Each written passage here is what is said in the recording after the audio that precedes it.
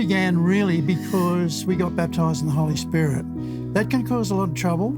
Well, we started Good News Church because we were in another church, which we loved. We were fairly heavily involved. But in the meantime, a few of our friends had come into the baptism of the Spirit, and we just thought, well, there's more. Mark and Dales were like, you guys should start a life group.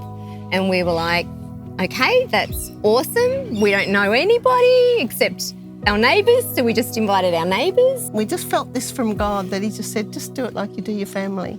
Just parent the church and like you do it in your own family. We had a church service in the house, and we were all involved in that, and we had some beautiful times. And before long, a few people found out, a couple of kids from the school where Jenny was going and Jodie was going, and before long they started to say, can we come as well? Well, it wasn't long and we realised that we couldn't keep all these people in our home on a Friday night. We had people in every room, we had kids everywhere, and we had about 100 people at times on a Friday night in our little home. And I remember Pastor Mark one day said, I think it's time. We were really green. We really did not know what we were doing. And God just, incredible people that just encouraged us so much. We haven't been Christians all our life. So we only knew the DNA of a vibrant, grace-filled church. I think we wanted to plant in the Bay something different, something a bit more vibrant and life-filled. We just tried to do anything that would help the families locally. And so, building up their kids. One of the reasons we wanted to plant a church was the fact that we were part of what essentially had started on the Central Coast as an apostolic move of God. And ultimately, we felt like it was in the blood, it was in the DNA of our church. And so it was logical for us to then launch out from Macquarie Life. There was no resourcing for church planting when we were doing that. In 2002, it was just nothing around. I think the first church planting seminar I went to was 12 months after we planted. It wasn't that helpful at that stage because I realised all the things we'd done wrong. We planted with a team of 12 adults that committed for 6 months to do the plant to Nelson Bay, and they'd travel up every week because we didn't know anyone in the Bay, really. The truth is that all of church history data points toward this simple idea that the only place where the gospel proclamation really takes root and has an effect is where a local church is planted. Local churches really do change their community. We didn't want to be anonymous in the community, even though we were small. And really, when we had probably an initial team of about 15 or so. Within the first 6 months, it probably grew to about 30. We bought a caravan, and we gutted the caravan out, and we used to go down to Umina that every second week, just park it somewhere. We had tracks and glasses of water, bottles of water, and we just used it as an outreach if people wanted to come and talk about Jesus. Our heart for the building was not just to be a place for people to meet on a Sunday, but for very much to be used midweek. And we had a whole range of not only church groups using it for community outreach and connection with mums groups and Friday free feed, we used to call it. And we also had community groups using it for their own community. Well, the heart of our church, and which has been led by Pastors Mark and Dales for years, is that we would go into all the world and make disciples, and that's what we exist for, that we can be the hands and feet of Jesus, whether it's locally or it's globally. And we just love to see that there's now families that are going to catch up with people that may be working in Sri Lanka or in the Philippines, or maybe it's India or Rwanda, or all these amazing things that are happening in Bali, or it's downtown Gosford, or it's at Peak Hill for our Hope Local projects. The legacy of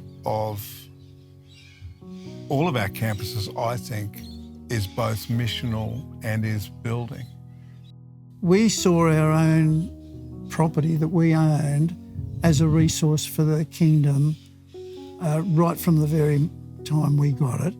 And as we said in the early days, there were a lot of church stuff that happened. There's something about ownership that I totally believe in. I think that ownership ignites passion, it ignites ideas about what you can do with what you own.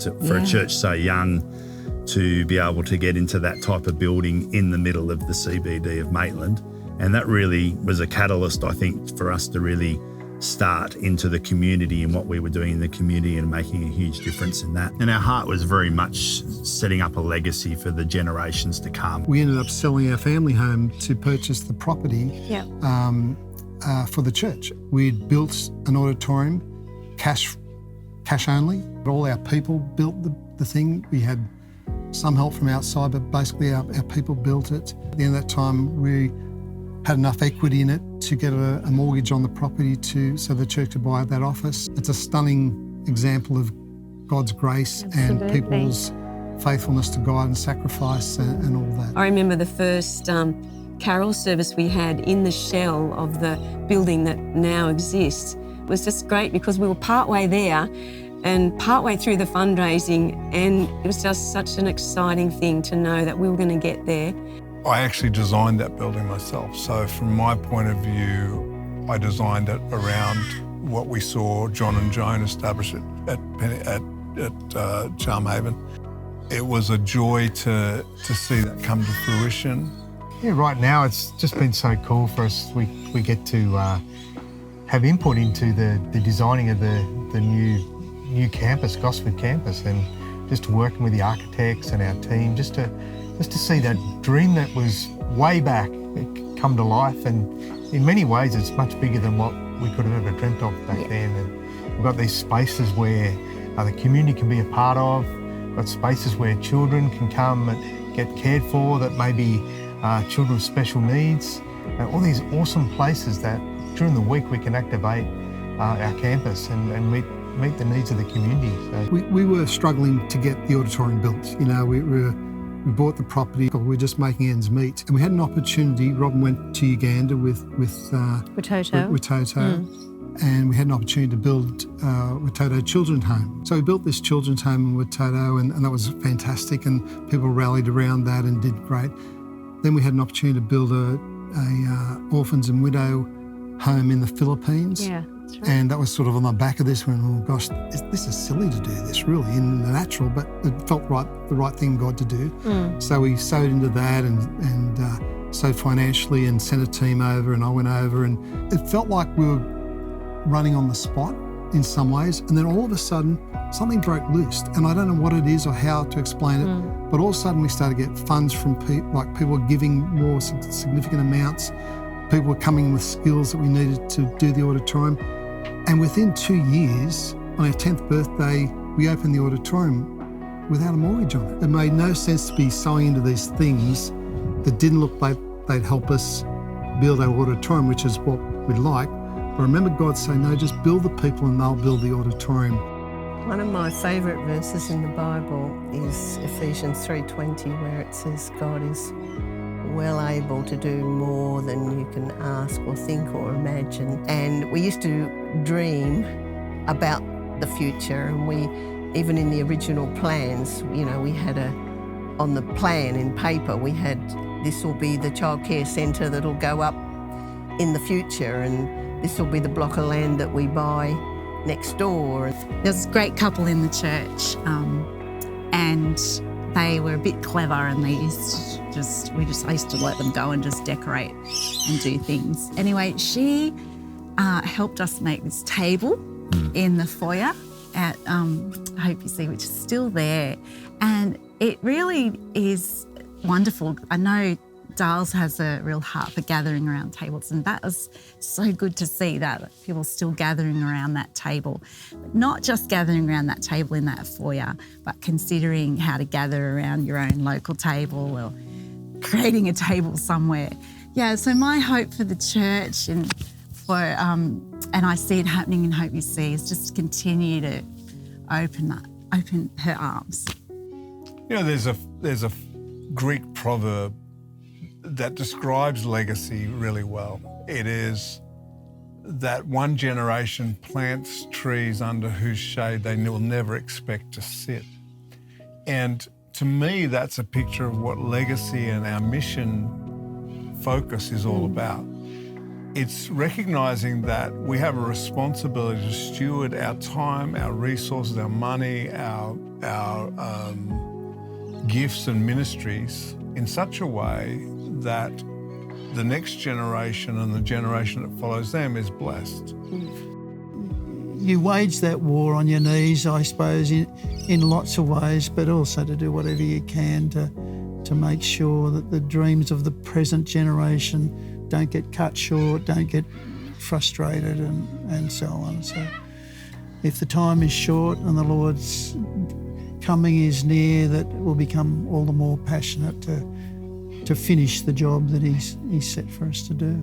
That we can all play a part in that and make a difference. Yeah. Whether it's a small thing, maybe it's just bringing someone to church or taking them a meal or praying with them or loving them. That's what Jesus did. And we can be that now and into the future. That's our church, HopeUC. I think when we started just going and loving people, it was always about just the Holy Spirit would say, create a haven of hope. Create a haven of hope, a safe place for people to come.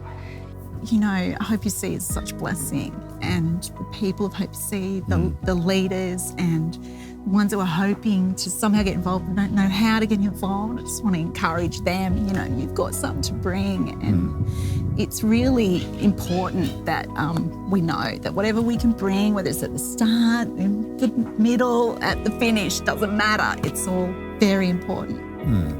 I think if we revisit this again in 10 years, it'll be even, the smile will be even bigger on our faces because of what we know God's going to continue to do. We have this season, we have this privilege of stewardship, and that's really what legacy is about for me. You know, seeing what's happened now with the HopeUC Peninsula is That's so it. encouraging, isn't it, Patsy? It is, because you've got to have a home where you feel established. That's our place. All in the Lord's timing too. That's it. I just want the church to continue to be like a lighthouse almost, a beacon of hope, and that people can just walk in, that they'll never feel those barriers that sometimes we can put up, it's just an open door and welcoming arms to whoever wants to walk through that door. And I know, I sense that with HopeUC, and that's just wonderful. And I just hope that continues, that beautiful welcome that, we need to give people as they find Jesus. Yeah.